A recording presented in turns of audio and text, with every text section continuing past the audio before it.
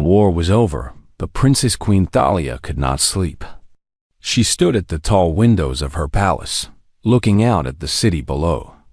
The lights glowed in the darkness like tiny stars. Somewhere out there, people were celebrating. The Kroth were defeated. The empire was safe. But Thalia felt empty inside. She was 24 years old and had been ruling for only 3 years. Her father died when the Kroth invaded their home world. She still remembered the fire, the screaming, and how she hid while her father fought to give her time to escape. She became queen that day, covered in dust and blood that was not her own. The war lasted 12 years total. Trillions died. Hundreds of worlds burned. 17 different species fought together under her father's banner, and then under hers. They had the best weapons, the best ships, and the best soldiers in the galaxy. But they were losing. The Kroth were too many. They bred too fast. Their ships were not as advanced, but they did not care about losses. For every Kroth ship destroyed, 2 more appeared. Thalia watched her empire crumble piece by piece. Her advisors told her to prepare for the worst. Some quietly suggested surrender. Then 6 months ago, everything changed. The Kroth gathered their entire fleet at a place called Terminus Gate. It was the gateway to the core worlds. If they broke through, the war would be over. 10,000 Kroth warships sat in space, ready to strike the final blow. Thalia sent everything she had. Every ship, every soldier, every weapon. Her advisors said it was not enough. They were right. The battle should have been a massacre. But in 4 hours, the entire Kroth fleet was destroyed. Not damaged. Not defeated. Completely destroyed. Every single ship turned into wreckage floating in space. The report said Terran mercenary forces were responsible. That was all. No details. No names. Nothing. Thalia tried to find out more. She asked her generals. They said they did not know. She asked her intelligence officers. They claimed the same. The reports were classified at levels even she could not access. When she demanded answers, old men with tired eyes told her to be grateful and ask no questions. But Thalia was not her father. She was young, yes, but she had learned something important in 3 years of ruling. Leaders who did not ask questions were not leaders at all. They were puppets. She spent months searching. She read every report about the battle. She interviewed survivors. She noticed something strange. Before Terminus Gate, there were other battles. Small ones that nobody paid attention to. Kroth outposts went silent. Supply lines broke down. Kroth commanders died in strange accidents. And always, there were whispers about a single human ship appearing in the darkness. The Terrans were mysterious. Their government stayed far away from galactic politics. They had joined the greater community 200 years ago, traded politely, and kept to themselves. Their section of space was distant and unimportant. When the war started, they declared neutrality. They did not help. They did not interfere, or so everyone believed. Thalia kept digging. She found a Valerian admiral who was very old and very drunk. He fought at Terminus Gate. When she visited him in his retirement home, he looked at her with eyes that had seen too much death. "You want to know about the human?" he said. It was not a question. "Yes," Thalia replied. The admiral poured himself another drink. His hands shook. "We were losing. Their ships were everywhere. Our weapons were not working fast enough. We were going to die." He stopped and drank. Then the Kroth ships started shooting each other. At first, we thought they went crazy, but it was too organized, too perfect. They destroyed themselves in minutes. How? Thalia asked. We never knew. After the battle, we found one small ship hiding in the wreckage. Human design. Old. It should not have been there. When we scanned it, The pilot sent one message, "You're welcome." Then the ship jumped away before we could respond. "Did you track it?" The admiral laughed, but there was no humor in it. "We tried." The ship disappeared.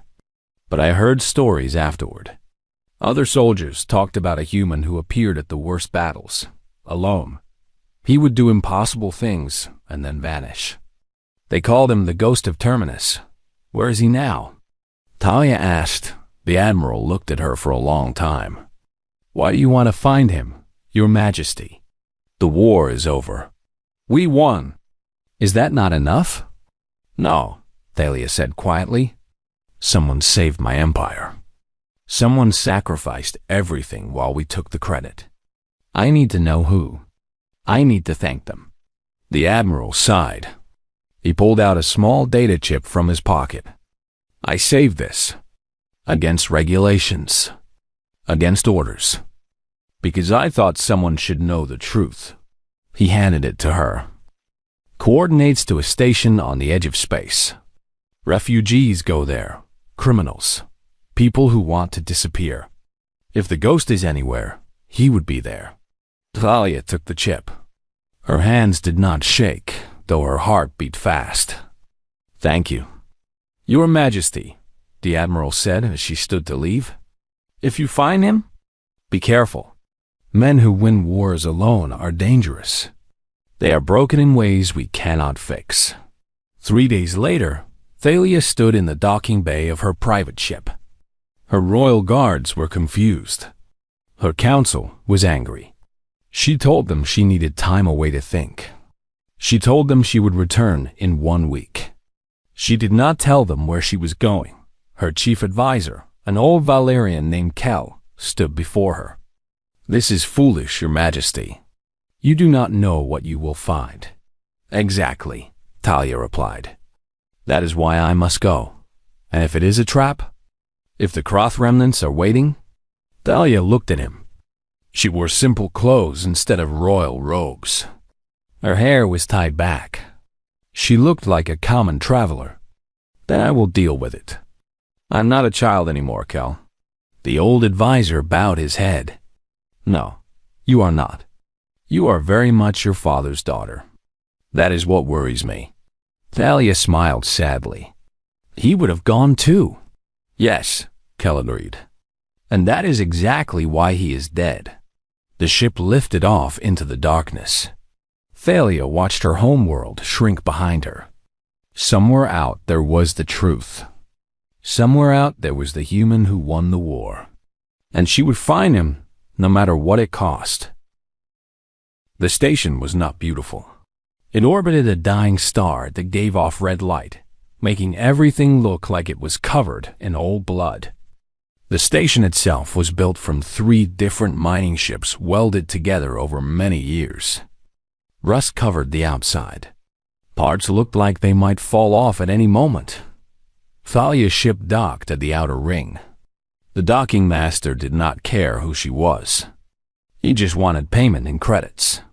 She paid and walked into the station alone. Her guards stayed on the ship as ordered. They did not like it, but they obeyed. The inside was worse than the outside. The air smelled like old sweat fuel and something rotten. The corridors were dark, except for emergency lights that flickered. Aliens of every species walked past her. Nobody made eye contact. This was a place for people who did not want to be found. Thalia kept her hood up and her head down. She had painted her skin darker and wore contact lenses to hide her purple Valyrian eyes. She looked like a common trader or maybe a refugee. Nobody looked twice at her dot. She spent 2 days asking questions carefully. The key was not to seem too interested. She bought drinks in dirty cantinas. She listened to conversations.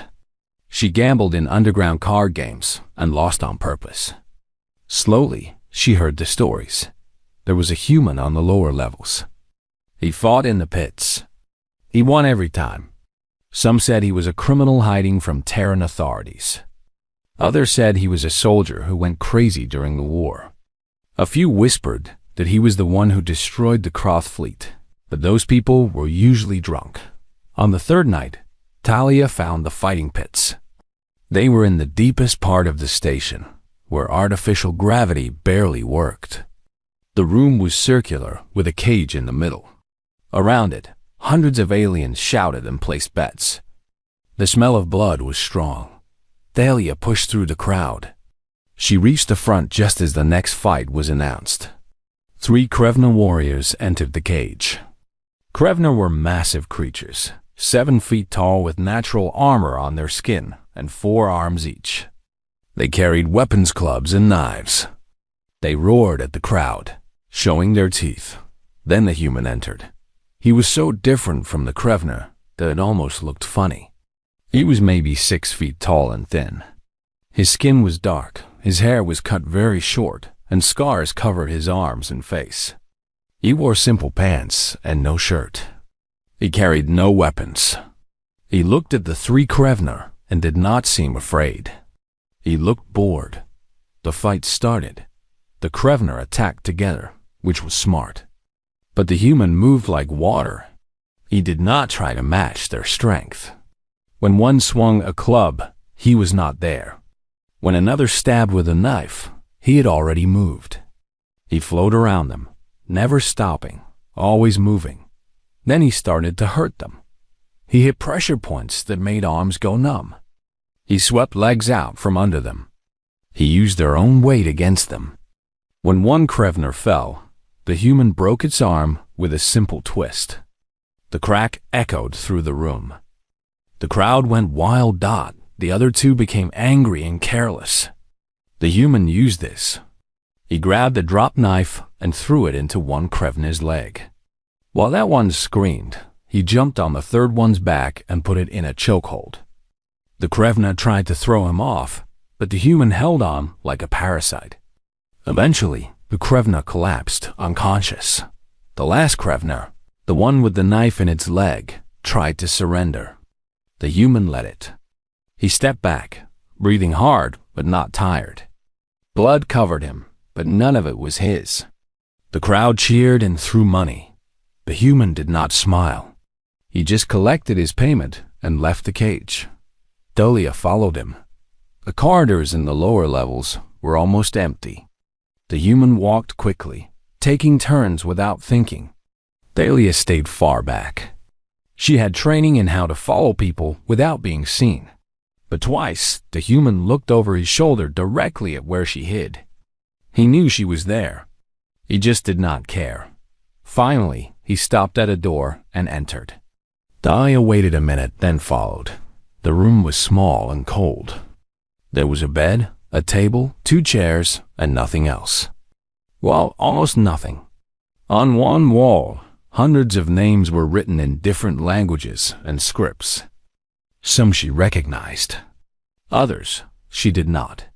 Many were crossed out. The human sat at the table with a bottle of strong alcohol. He poured 2 glasses. He did not look at her. "You can come in," he said in perfect Valerian. "I know you are there." Thalia entered slowly. She kept her hand near her weapon, a small plasma pistol hidden under her cloak. The human smiled. It was not a friendly smile. "That will not help. If I wanted you dead, you would be dead already." He pointed at the second glass. "Sit, drink. Tell me why the Princess Queen of the Valerian Consortium is following me around like a lost child." Thalia froze. Her disguise was perfect. How did he know? The human laughed. "You walk like royalty. You hold your head high even when you try not to. And your eyes, the contacts are good, but they do not hide the way you look at things. Like you own them." He drank from his glass. "Also, I had a friend in the docking authority. He told me a fancy ship landed 3 days ago. Not many fancy ships come here." Thalia removed her hood and sat down. There was no point in pretending anymore. "Who are you?" "My name is Marcus Chun," the human said. "I was a soldier. Now, I am not. That is all you need to know. You fought at Terminus Gate." Marcus stopped drinking. His face became hard. "Many people fought at Terminus Gate, But only one person won it, Thalia said quietly. You destroyed the Croth fleet. You saved my empire. Marcus was silent for a long time. Then he poured more alcohol and drank it quickly. Go home, princess. You do not want to know what happened there. Yes, I do, Thalia said. I need to understand. I need to know who saved us and why. Marcus looked at her with eyes that seemed much older than his face. Why? So you can give me a medal? Make me a hero? I do not want that. I do not want anything from you. Then what do you want? Thalia asked. Marcus gestured at the empty room. This, to be alone, to forget, to drink until the memories stop. He looked at the wall of names. To not see their faces every time I close my eyes. Who are they? Thalia asked, looking at the names. Ghosts, Marcus said. People who died so that people like you could live. He stood up suddenly. This conversation is over. Get out. Thalia stood but did not leave. Please, I came a long way. Just tell me what happened. Tell me the truth. Marcus moved fast. 1 second, he was across the room. The next second, he was in front of her, so close she could feel his breath. You want the truth? The truth is that I killed thousands of people. The truth is that I lied and betrayed and murdered. The truth is that I am a monster wearing human skin. The truth is that your victory was built on blood and screams and things that would make you vomit if you knew. His voice was quiet but fierce. Go home, princess. Let me rot here in peace. You won the war. That should be enough. Thalia did not step back. She looked into his eyes and saw pain so deep it made her chest hurt. It is not enough, she whispered. Not until I understand. Marcus stared at her. Then something in his face broke. He turned away and sat down heavily. You are stubborn, just like your father. You knew my father? No, but I read about him. We studied all the leaders before we went in. Marcus poured another drink. Fine. You want the truth? Come back tomorrow. I will tell you everything. Then you will leave and never come back. Deal? Thalia nodded. Deal, she left quietly. As she walked back to her ship, she realized her hands were shaking. Not from fear. From something else. She had found the ghost. But now she wondered if the admiral was right. Some truths were dangerous. Some men were broken beyond repair. That tomorrow she would learn what it cost to win a war. She was not sure she was ready. But she was the queen. Being ready did not matter. Understanding did. Thalia returned to Marcus's room the next day. He was waiting for her with the same bottle of alcohol. He looked like he had not slept. The room smelled like old sweat and despair. Sit, Marcus said. His voice was flat, emotionless. I will tell you everything, but you will not interrupt. You will not ask me to stop. And when I am done, you will leave. Agreed? Thalia sat down. Agreed. Marcus stared at the wall of names for a long time. Then he started talking. Humans are not special, he began. We are not the strongest species. We are not the smartest. We do not have psychic powers like your people. We do not have tough skin like the Krevner or multiple hearts like the Yawn. We are weak and soft, and we break easily. He drank from the bottle. But we have one advantage. We come from a terrible planet. Earth tried to kill us for millions of years. Predators hunted us. Diseases killed us. Weather froze us or burned us. We should have died out. But we did not. We learned to adapt. We learned to think differently than other animals. We learned to be creative and mean and stubborn. When other species fight, they follow rules, Marcus continued. Honor, tradition, strategy learned from books. Humans do not care about rules. We care about winning. We will do anything to win. Lie. cheat, poison, ambush. We turn everything into a weapon. The ground, the air, fear itself. Thalia listened, not moving. 30 of us volunteered, Marcus said quietly. 30 humans from the Terran Foreign Legion. A unit that Earth says does not exist. We knew the consortium was losing. We knew millions more would die. So we offered to help, but not in the way you expected. We did not send armies. We sent ghosts. He stood and walked to a cabinet. He pulled out a data pad and placed it on the table. For 2 years, we studied the Kroth. We learned their language, their culture, their military structure. We learned how they thought, what they feared, what they valued. Then we infiltrated their territory, Marcus said. 3 teams of 10. We did not wear uniforms. We did not carry identification. If we were caught, Earth would deny we existed. We were already dead. We just had not stopped moving yet. The datapad showed images. Thalia looked at them. She saw Marcus and 29 other humans in different disguises. They wore Kroth clothes. They had changed their skin color with dyes and implants. They looked like dozens of different species. We started small, Marcus explained. Sabotage. We poisoned food supplies at military bases. We hacked communication systems and sent false orders. We made Kroth commanders think they were being betrayed by their own officers. We turned them against each other. He showed her more images.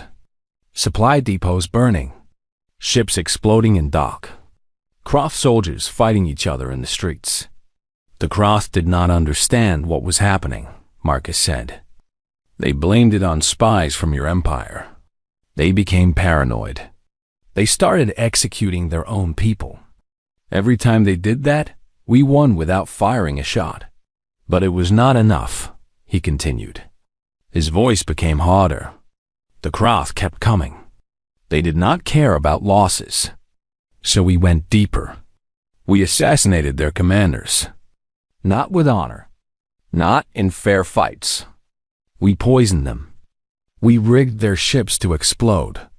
We made it look like accidents. Like betrayals. Like anything except what it really was. Thalia felt sick but stayed quiet. She promised not to interrupt. Team Alpha died in the 2nd year, Marcus said, pointing to 9 crossed-out names on the wall. They were caught during a mission to destroy a Kroth shipyard. The Kroth tortured them for information. They told the Kroth nothing. When rescue was impossible, they activated suicide implants. Gone in seconds. He pointed to more names. Team Beta died in the 3rd year. They infiltrated the Kroth homeworld to steal battle plans. They succeeded. They transmitted the data. Then a Kroth hunter team found them. They fought for 6 hours. All 10 died. But we got the information. Tears ran down Marcus's face, but his voice never changed. My team, Team Gamma, kept going. We were down to 7 people by the time Terminus Gate happened. We knew the Kroth were gathering their entire fleet. We knew this was the final battle. If they broke through, the war was over. He showed her a recording. Thalia watched a small human ship approaching the massive Kroth fleet. 10,000 warships, all connected by a central computer network. The Kroth loved efficiency. All their ships shared information instantly. That was their weakness, Marcus said. They were all connected. If we could hack one ship, we could hack them all. But the security was impossible. The Kroth were not stupid. They had firewalls and protection that even your best programmers could not break. So we did not break in from the outside, Marcus explained. We broke in from the inside. 3 of my team members went on a suicide mission. They flew a small ship into a Kroth dreadnought. They were captured on purpose. They let the Kroth take them aboard. Thalia gasped. She could not help it. Marcus ignored her. The Kroth interrogated them. tortured them. But humans can modify our bodies with implants. My team had computer cores hidden inside their bodies, in their bones, in their organs. When the Kroth put them in cells, they activated the cores. The cores connected to the ship's network. He showed her the code. Thalia did not understand it, but she saw the result. The Kroth ship systems started failing. Then the failure spread, ship to ship, like a disease. The virus rewrote the targeting computers. It made every Kroth ship see every other Kroth ship as an enemy. They destroyed themselves, Marcus whispered. 10,000 ships, millions of Kroth. They fired on each other for 4 hours. When it was over, nothing was left but wreckage. He pointed to 3 more names on the wall. Sarah Kim, David Torres, Yuki Tanaka. They were still alive when the ship started firing. They were on the dreadnought when it exploded. They knew they would die. They did it anyway. Marcus sat down heavily. The rest of my team died getting me out. The Kroth knew something was wrong. They sent hunter teams. My people held them off while I escaped. 4 more names on the wall. I am the only one who made it out. Thalia could not hold back anymore. Why? She asked, her voice breaking. Why would they do this? Why would Earth send you to die? Earth did not send us, Marcus said bitterly. We volunteered. We saw what the Kroth were doing. We saw the death, the genocide. Someone had to stop it. Your empire was not strong enough. You had honor and tradition and rules. The Kroth did not care about rules. They cared about winning. So we became what was needed, he continued. We became the monsters that fight monsters. We gave up our humanity so that humans and Valyrians and all the other species could keep theirs. We lied and murdered and died in the dark so that people like you could live in the light. He looked at her with empty eyes. Now you know the truth, princess. Your great victory was not won with honor. It was won with blood and betrayal and sacrifice that your people will never understand. The Terran government denies we exist because what we did was too terrible to acknowledge. You celebrate peace built on bodies of people whose names you will never know. Thalia was crying. She could not stop. I'm sorry, she whispered. Do not be sorry, Marcus said coldly. We knew what we were doing. We made the choice. But do not ever think war is glorious. Do not ever think victory is clean. Every time you look at your empire and feel proud, remember that it exists because 30 people were willing to become monsters. He stood and opened the door. Now leave. You got your truth. I hope it was worth it. Thalia stood on shaking legs. She walked to the door. Then she stopped. What will you do now? Marcus laughed. It was a terrible sound. What I have been doing. Drink. Fight. Try to forget. Wait to die. What else is there for a monster? You are not a monster, Thalia said. Yes, I am, Marcus replied. The difference is, I am a monster who saved the galaxy. That is my curse. I will never be a hero. I can never go home. I can only exist in places like this, where nobody asks questions. Thalia left without another word. As she walked back to her ship, alarms started blaring. Red lights flashed in the corridors. People ran in panic. Her communicator buzzed. Her guard captain's voice was urgent. Your Majesty, Kroth ships just came out of hyperspace. They are attacking the station. Thalia ran.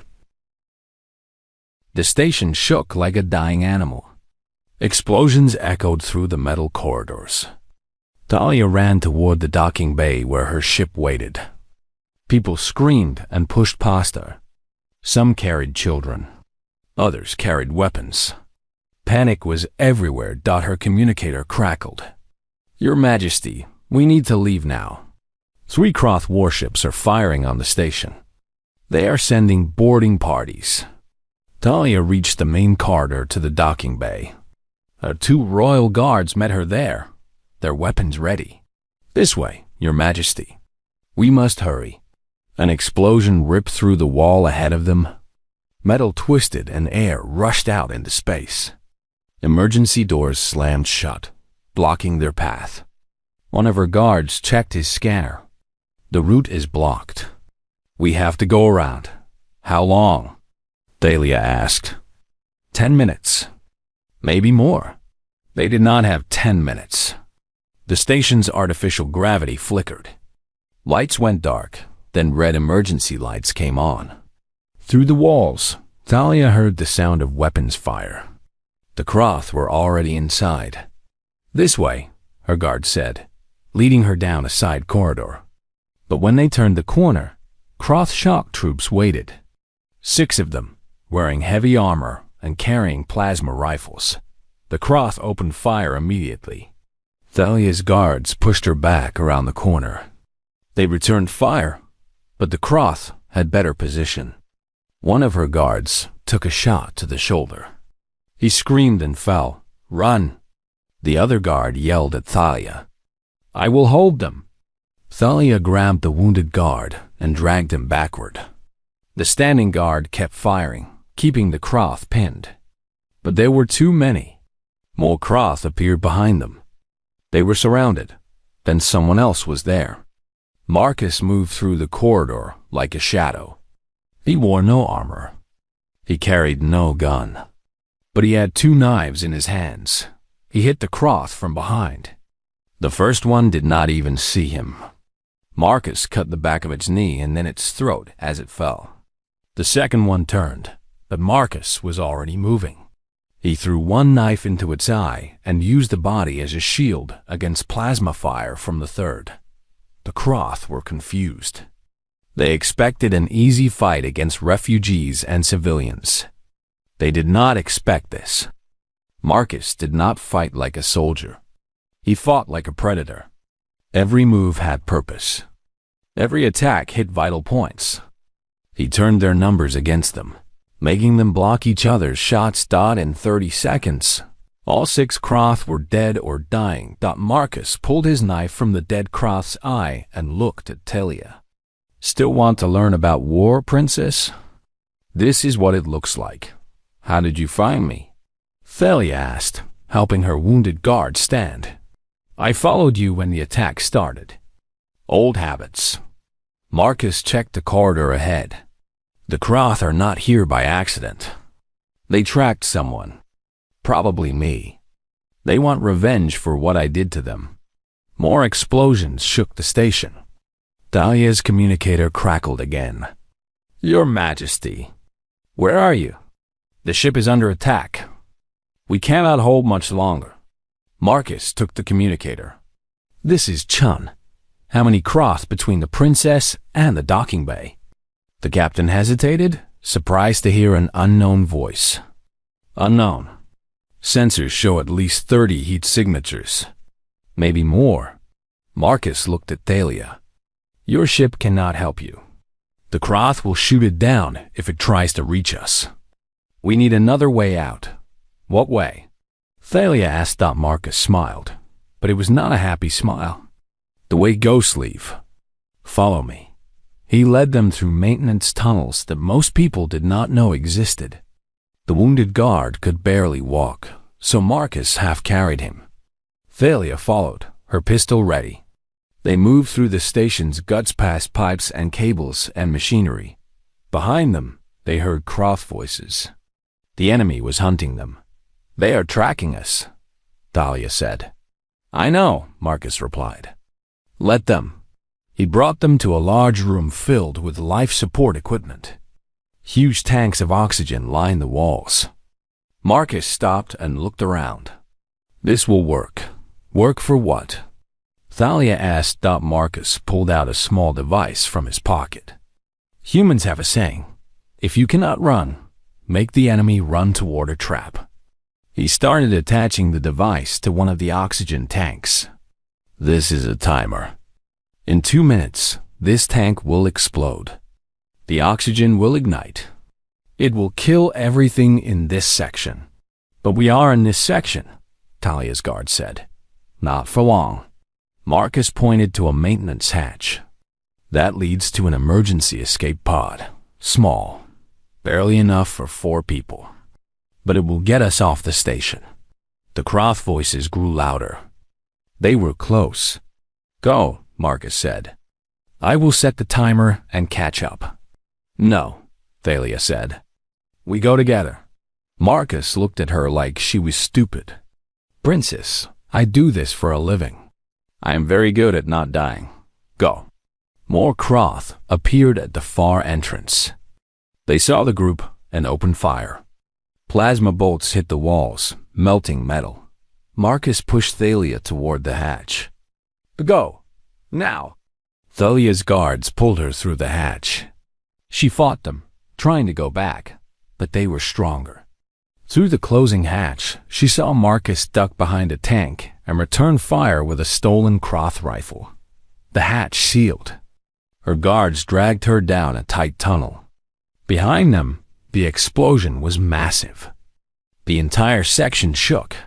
Fire roared through the tunnels like a living thing. They reached the escape pod and piled inside. Thalia's hand shook as she activated the launch sequence. Wait, Marcus is still back there. Your Majesty, we must launch now or we all die, her guard said.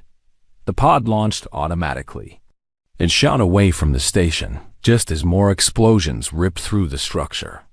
Thalia pressed her face to the small window, watching the station tear itself apart. He is dead, her guard said quietly. No one survives that. Thalia did not respond.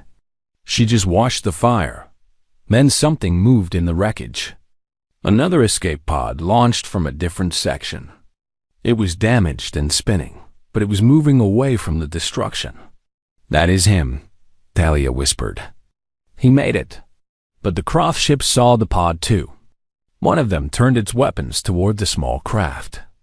Thalia watched in horror as the warship powered up its main cannon. No, she said. Then louder. No.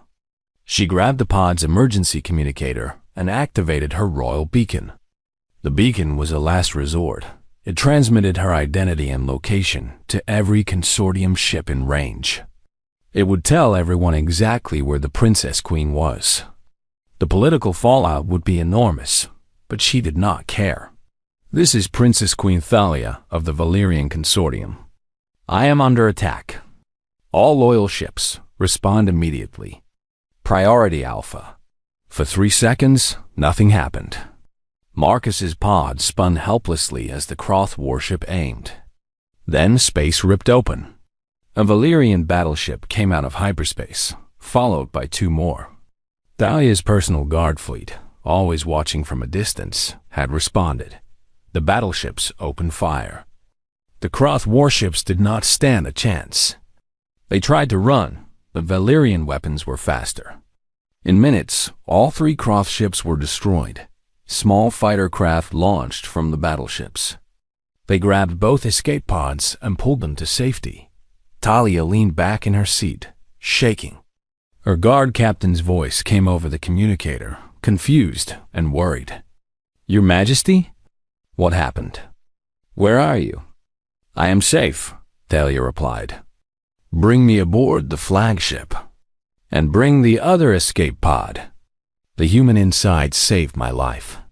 He's under my protection. Anyone who harms him answers to me personally. There was silence. Then, understood, Your Majesty. The fighter craft carried them to the battleship. Thalia watched through the window as the station continued to break apart. Hundreds of people died there. More casualties of a war that was supposed to be over. More names that would never be written on any wall. When they docked, medical teams rushed to help. Her wounded guard was taken away on a stretcher. Thalia stood and waited. She did not move until she saw them bring Marcus aboard. He was unconscious and bleeding from a head wound. But he was alive. Thalia walked over and looked down at the human who had saved her empire and now had saved her life. Taking the medical. Best care we have. He is a guest of the crown. The medical team hesitated. Your Majesty, we do not know who this person is. He could be dangerous. Thalia looked at them with eyes that made hardened soldiers step back. He is the most dangerous person in the galaxy. He is also a hero, whether he wants to be or not. Now take him to medical, or you will regret it. They obeyed Dot as they carried Marcus away. Thalia allowed herself to shake. She had almost died. Marcus had almost died. The truth he showed her was terrible and beautiful and horrible all at once, Dot, and now she had a choice to make. She could keep the secret. She could let Marcus disappear again. She could pretend none of this happened, or she could do what her father would have done. She could tell the truth, no matter the cost. Thalia was the Princess Queen.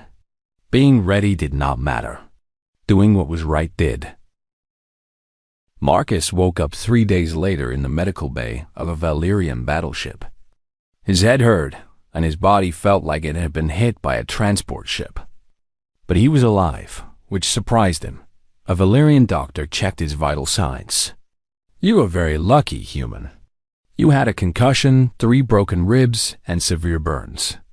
You should not be alive. I have heard that before, Marcus muttered. He tried to sit up, but pain shot through his chest. Where am I? The royal flagship, the doctor said. You are a guest of the Princess Queen. She ordered that you receive the best care available. Marcus closed his eyes. Of course she did. The doctor left and Thalia entered. She wore full royal robes now, not the simple clothes from the station. Her hair was styled properly. She looked every bit the queen she was supposed to be. You should have let me die on that station, Marcus said without opening his eyes. You saved my life, Thalia replied, sitting in the chair next to his bed. I do not let people who save my life die if I can help it. I also got you into that situation in the first place. The Croth came looking for me. You were just in the way. Thalia was quiet for a moment.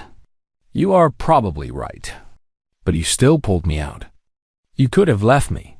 I am a monster, not a coward, Marcus said. He finally opened his eyes and looked at her. Now what?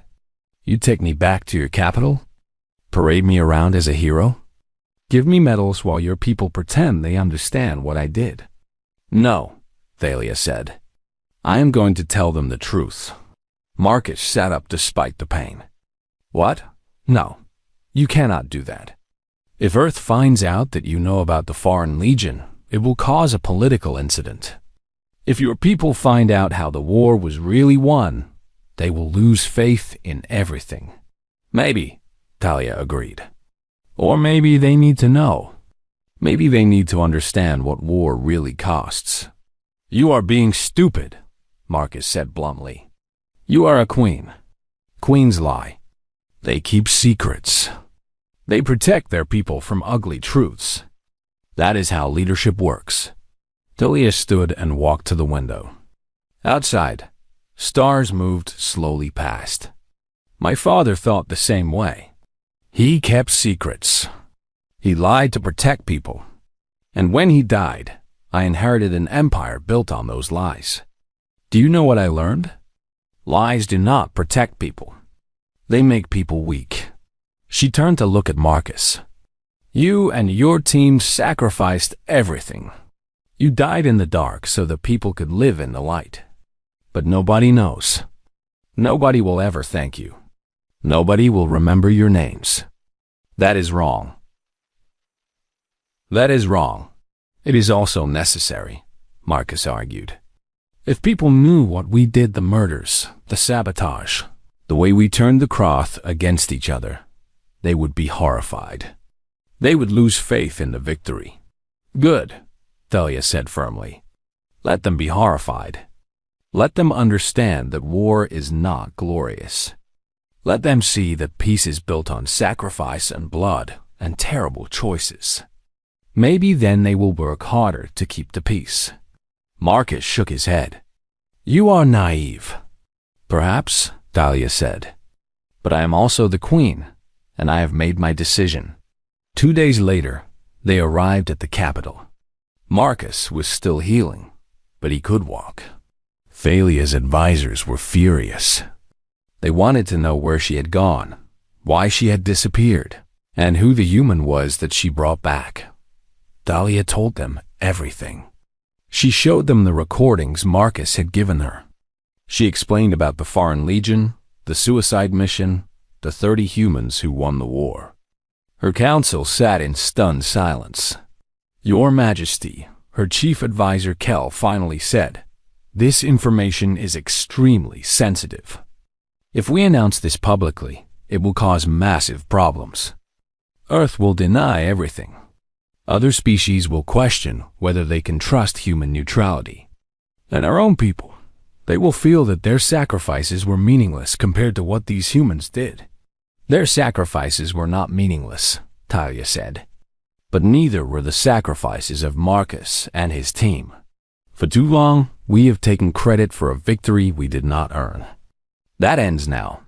You will destroy your own credibility, another advisor warned. People will think you are trying to shift blame. Some will think you are lying. Let them think what they want, Thalia replied. I am going to do what is right. The announcement was scheduled for 1 week later. In that time, Thalia worked with her scholars to verify every detail of Marcus's story. They found evidence everywhere once they knew where to look. Reports of sabotage, strange deaths of Kroth commanders, technical analysis of the Terminus Gate battle that showed a virus had infected the fleet. Marcus stayed in the palace. In a guest room, he never left.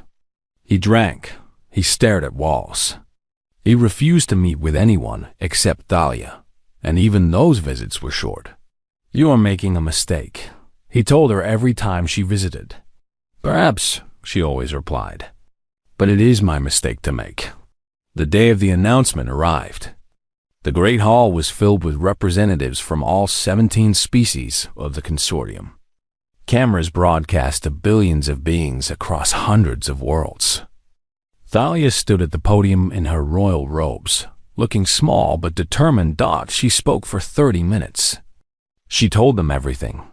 She showed them the recordings. She read each of the 30 names aloud, pronouncing them carefully in the human language Marcus had taught her. She explained what they had done and why. The hall was silent when she finished. Then one person stood. Then another. Then hundreds. They were not applauding. They were standing in respect for the fallen, but not everyone was happy. The Terran ambassador stood and walked out, his face angry. Several other species representatives looked uncomfortable. Some whispered among themselves, clearly disturbed by what they heard. Thalia did not care. She had one more announcement to make.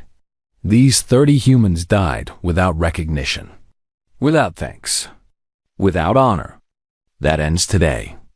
I am declaring them heroes of the consortium, the highest honor our empire can give. Their names will be recorded in every library, every school, every military academy. Our children will learn their sacrifice. And we will build a memorial so that no one ever forgets what they did for us.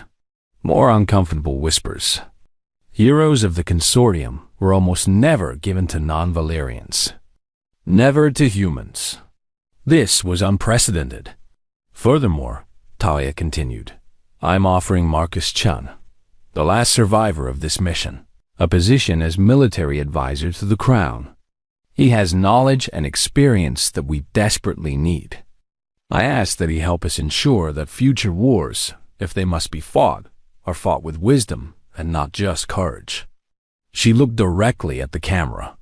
And to Earth's government, I say this. You can deny these men existed. You can claim they were not yours. But I will honor them whether you do or not. They saved trillions of lives. They deserve better than to be erased from history. The broadcast ended. The reaction was immediate and massive. Some praised Thalia for her honesty. Others called her foolish and naive. Earth's government issued an official statement denying any knowledge of military operations in consortium space.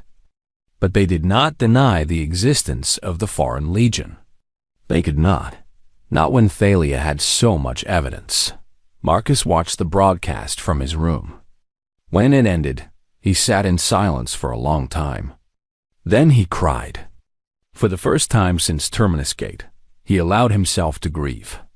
Thalia found him hours later, sitting in the dark. She sat beside him without speaking. "You should not have done that," Marcus finally said. His voice was rough from crying. "You made me a hero." "I am not a hero." "You are to me," Thalia said quietly. "You are to the billions of people who are alive because of what you did. I am a murderer, a liar, a monster. You are a person who made terrible choices so that others would not have to," Thalia corrected. "There is a difference." Marcus looked at her. "I cannot be your advisor. I do not want to be part of your government." "I know," Thalia said, "but I had to offer. You deserve the choice, even if you say no." They sat in silence for a while. Then Marcus spoke again. "The memorial you mentioned. Will it really have all their names?"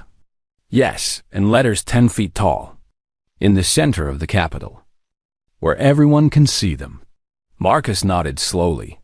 Sarah Kim, David Torres, Yuki Tanaka. The others, they would have hated that. Too much attention.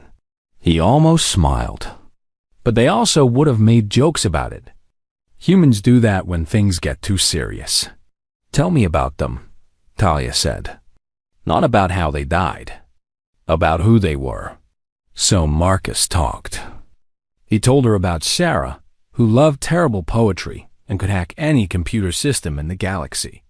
About David, who played guitar and made everyone laugh even in the worst situations.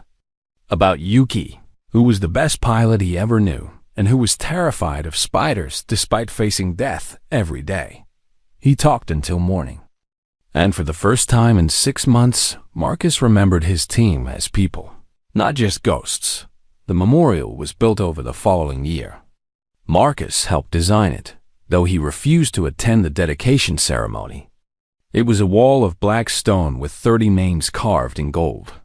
Each name was written in the person's native language. Below the names was a simple inscription. "They fought in darkness so we could live in light." Thalia visited it often. She brought flowers. She read the names aloud. And she made sure that every child who attended school in the capital visited the memorial at least once and learned the story. Marcus never took the position as military advisor. But he did not return to the fighting pits either. He stayed on the capital world in a small apartment far from the palace. He worked as a translator and sometimes